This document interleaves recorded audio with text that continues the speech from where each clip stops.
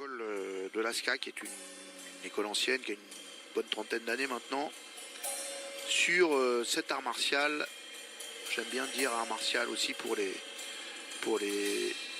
systèmes de combat occidentaux. Après tout, il n'y a pas de raison.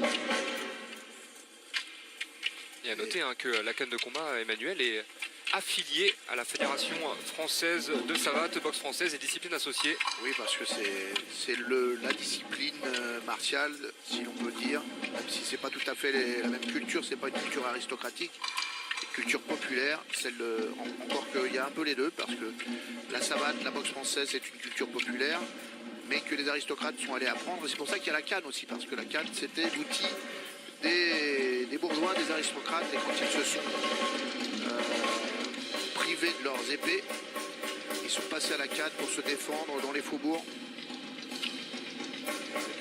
Et un style qui a d'ailleurs été un peu popularisé par la série Chapeau melon et bottes de cuir avec John Steed, qui utilisait beaucoup des techniques apparentées à la canne de combat. C'est vrai, mais c'est un anglais, donc on ne peut pas dire une chose pareille. Mais en revanche, les brigades du Tigre également, l'ont popularisé, bien sûr. Le chausson parisien, c'est-à-dire la savate, qui vient effectivement. Il y a eu un peu de tout. Il y avait les marins de Marseille, il y avait les mauvais garçons des faubourgs parisiens. Et ça finit par s'organiser et même s'enseigner. Et c'est pour ça que les bourgeois y sont venus pour apprendre à se défendre.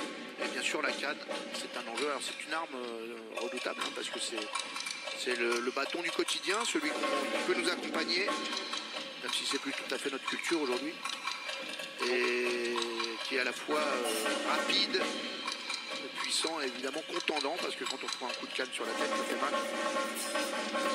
Donc c'était une arme redoutable en fait. Donc on voit la démonstration de canne. Précédemment, c'était le bâton. Alors tout ça, ce sont des combats réglementés, bien sûr. Il y a des règles, il y a un règlement, il y a des techniques également qui sont appliquées. Il y a également une canne réglementaire.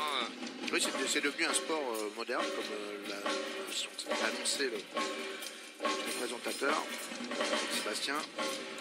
Et d'ailleurs, on voit que c'est une discipline extrêmement mobile, extrêmement rapide, sûrement l'une des plus virevoltantes des arts martiaux. Ça ressemble un peu à du kung-fu chinois, mais non, c'est de la canne française. Et en même temps, c'est une arme très légère et très vive. Donc, il faut bouger.